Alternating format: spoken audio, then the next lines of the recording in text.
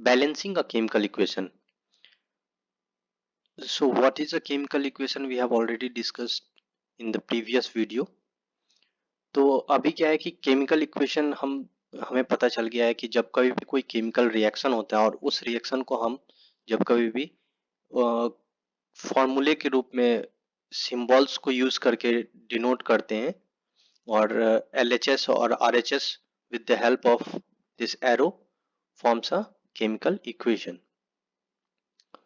अब chemical equation form हो जाता है बट हम उसे बैलेंस कैसे करेंगे? How we will balance a chemical equation, that we will learn in this video.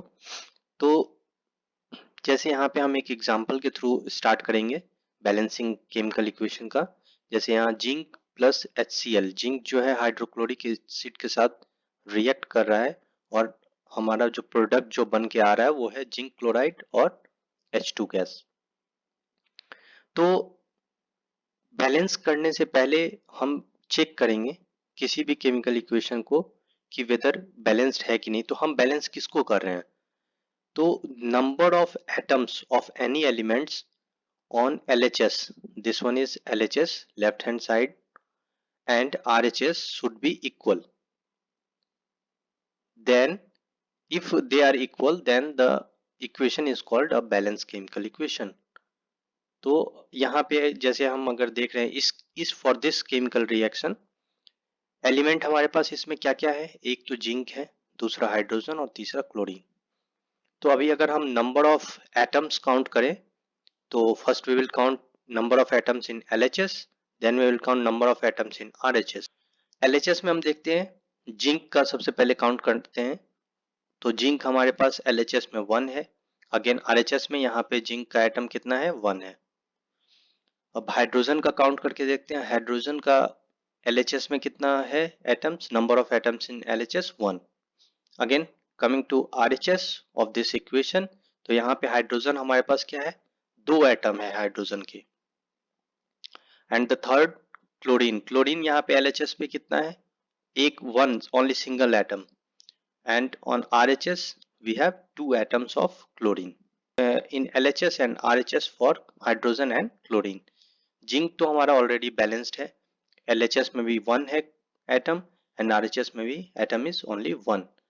But for hydrogen and chlorine the number of atoms in LHS is not equal to number of atoms in RHS, so this equation is not balanced and we will try to balance this chemical equation. तो सबसे पहले कुछ basics हम देख लेते हैं कि जब कभी भी हम कोई केमिकल इक्वेशन को बैलेंसिंग स्टार्ट करते हैं तो हमें हमेशा याद रखना है कि हम always start balancing with a compound having maximum number of atoms. एक कंपाउंड जिसमें मैक्सिमम नंबर ऑफ एटम्स है उनके साथ हम बैलेंसिंग स्टार्ट करेंगे. In that compound balance elements having maximum number of atoms. तो जिसका अब कोई एक कंपाउंड है जिसमें कि मैक्सिमम नंबर ऑफ एटम्स हैं और उसमें भी हम उस एलिमेंट को बैलेंसिंग स्टार्ट करेंगे जिसका कि मैक्सिमम नंबर ऑफ एटम्स हो. हमारे पास जिंक 1 है, जिंक 1 है, तो okay these two are balanced. That means zinc is balanced in LHS and RHS. Hydrogen 2 है और इधर हाइड्रोजन 1 है. तो सिंपली क्लोरीन यहाँ पे 2 है, यहाँ पे 1 है. अगर हम यहाँ पे सिंपली अगर 2 प्लेस कर दें तो हमारा ये केमिकल इक्वेशन बैलेंस हो जाएगा. Let's check.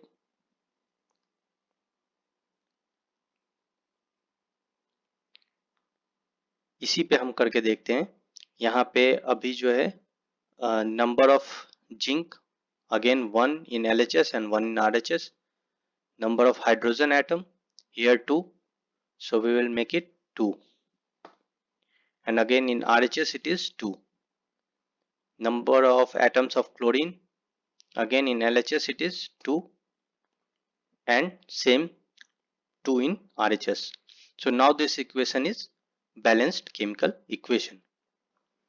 So let's try to balance some other chemical equations.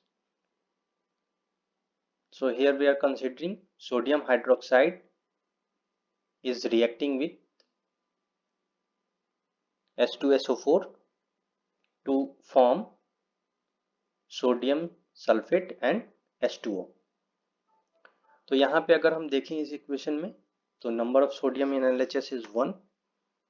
Again in RHS number of sodium atom is 2. Now hydrogen in LHS 1 plus 2 3, and in RHS number of hydrogen is 2. अभी हम sulphur की बात करें तो sulphur यहाँ पे 1 है और RHS में भी हमारे पास सल्फर 1 है. And the last one is oxygen. तो ऑक्सीजन का एटम्स यहाँ पे LHS में हमारे पास 1 and 4 5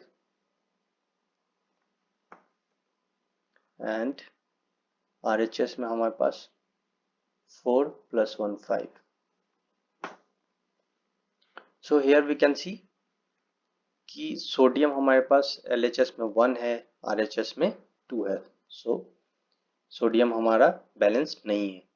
अगेन हाइड्रोजन भी इधर LHS में हमारे पास 3 है एंड RHS में हमारे पास 2 है. So this is also not balanced.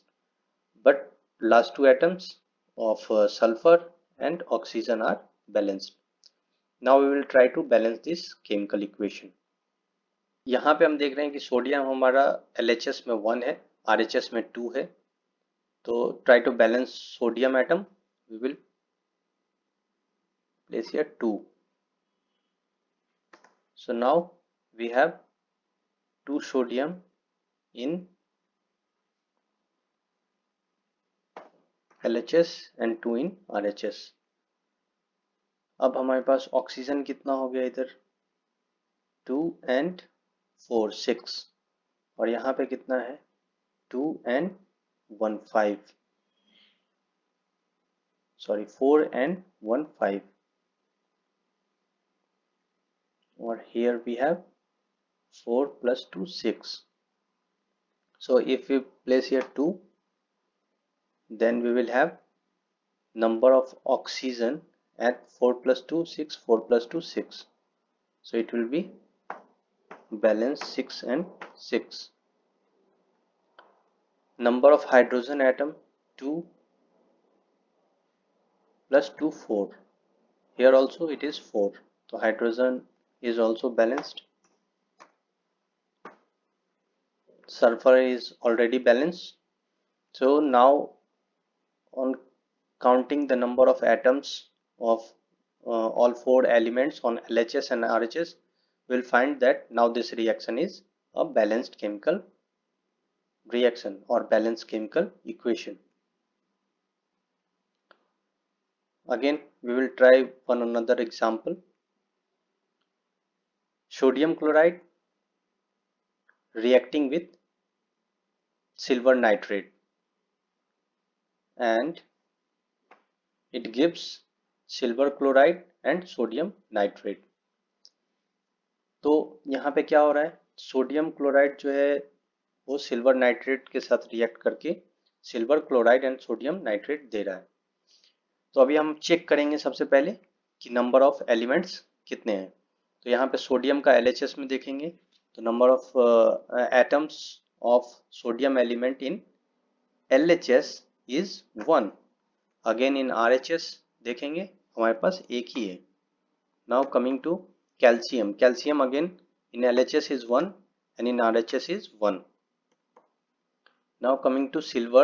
Silver is 1 in LHS and again 1 in RHS. And now we will count number of atoms of nitrogen in LHS and RHS.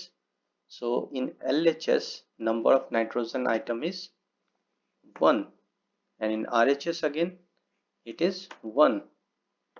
Now counting the number of atoms of oxygen in LHS is 3 and in RHS is 3. So we are here with number of atoms of all elements in LHS is equal to number of atoms of all elements in RHS. So this equation is already a balanced equation.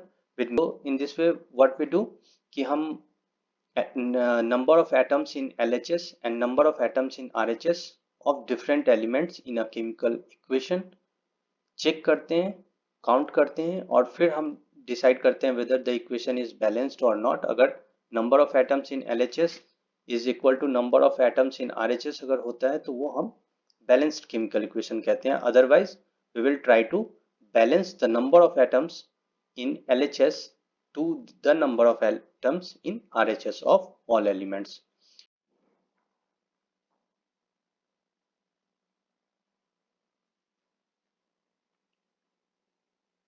अभी तक हमने जितना भी chemical equation discuss किया, क्या in equation को देख के हम रिएक्टेंट या प्रोडक्ट के फिजिकल स्टेट का कुछ इंफॉर्मेशन जान सकते हैं? नहीं.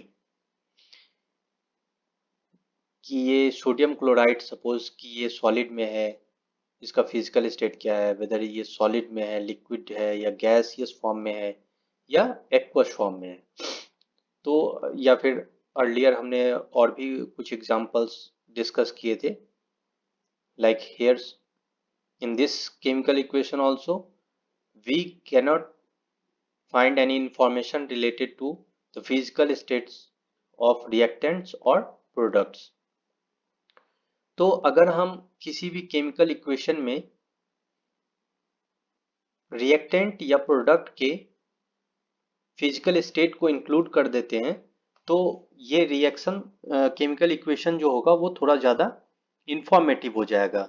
It will gives information about the physical states of reactants or products and products.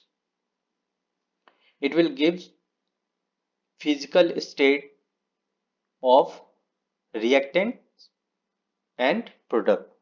तो इस तरह से हम इस किसी भी केमिकल इक्वेशन को मोर इंफॉर्मेटिव बना सकते हैं. जैसे हम यहाँ पे देख लें एक एग्जांपल. फॉर एन एग्जाम्पल यहाँ पे हम देखें कि कैसे जो सनलाइट और क्लोरोफिल के प्रेजेंस में प्लांट्स जो अपना फूड तैयार करता है glucose with the help of carbon dioxide and water. यहाँ हम क्या देख रहे हैं कि कार्बन डाइऑक्साइड जो है वो एक्वस फॉर्म में है, वाटर जो है वो लिक्विड फॉर्म में है, ग्लूकोज जो ये फूड तैयार हुआ है ये भी एक्वस फॉर्म में है, O2 is also in aqueous form and H2O is in liquid form. तो इस तरह से हम फिजिकल स्टेट्स को किसी भी केमिकल इक्वेशन में ऐड करके उस केमिकल इक्वेशन को मोर इंफॉर्मेटिव बना सकते हैं. ऑल्सो हम जो है जैसे ये केमिकल इक्वेशन में ये जो एरो हम यूज करते हैं इसके ऊपर सम जैसे यहाँ पे सनलाइट का presence is for this chemical equation presence of sunlight is very essentials to carbon dioxide and water react to form this glucose oxygen and water. तो इसके लिए हमें इन दोनों चीज का प्रेजेंस बहुत जरूरी है, क्लोरोफिल एंड सनलाइट. तो समटाइम हम किसी भी केमिकल इक्वेशन को मोर इंफॉर्मेटिव बनाने के लिए जैसे किसी केमिकल इक्वेशन में टेम्परेचर की जरूरत होती है तो हम उसको यहाँ पे मेंशन करते हैं टेम्परेचर. कहीं पे जैसे ये as good as they are catalyst, तो कैटलिस्ट को भी हम मेंशन करते हैं और इस तरह से हम किसी भी केमिकल इक्वेशन को मोर इंफॉर्मेटिव बना सकते हैं.